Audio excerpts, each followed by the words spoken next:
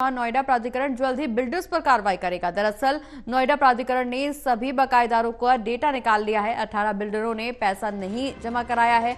अभी तापकांत समिति लागू होने के बाद भी पैसा जमा नहीं कराया गया है। नोएडा प्राधिकरण ने लक्ष्य रखा है यहाँ सामने, ज्यादा से ज्यादा फ्लैट्स की रजिस्ट्री करवाने का टारगेट दिया गया है और ऐसे में अब ये बड़ी कार्रवाई करने की तैयारी में नोएडा प्राधिकरण, जहां ज्यादा से ज्यादा फ्लैट की रजिस्ट्री करवाने का टारगेट चूंकि दिया गया था और बिल्डर्स पर अब जल्दी जल्दी कार्रवाई होगी चूंकि बाकायदारों का डेटा निकाल लिया गया है और इसमें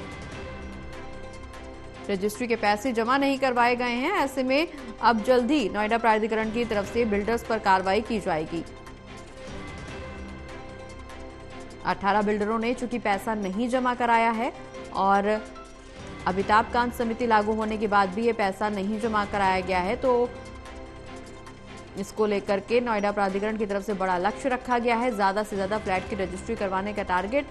और ऐसे में अब प्राधिकरण की तरफ से सभी बकायेदारों का डेटा भी निकाल दिया गया है। शिव त्यागी हमारे सहयोगी, ज्यादा जानकारी के लिए हमारे साथ फोन लाइन पर जुड़ गए हैं। शिव, नोएडा प्राधिकरण की तरफ से अब बड़ी कार्रवाई की तैयारी है चूंकि फ्लैट की रजिस्ट्री करवाने का टारगेट दिया गया और अब बकायेदारों का डेटा भी निकाला गया है।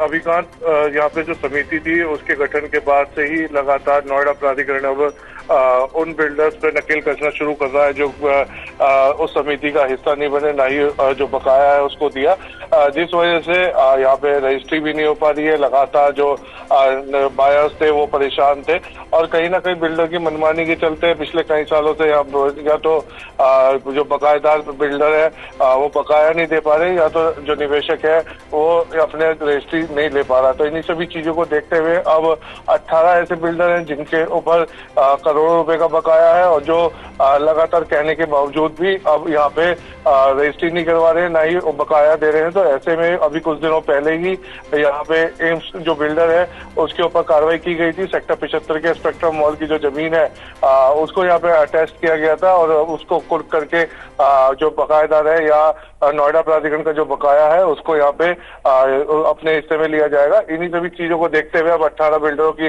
लिस्ट बनाई गई है। इनमें वो बिल्डर हैं जो कि कहने के बाद भी यहाँ पे नोएडा प्राधिकरण का बकाया नहीं दे रहे और जिसकी वजह से अब रजिस्ट्री भी नहीं हो रही है।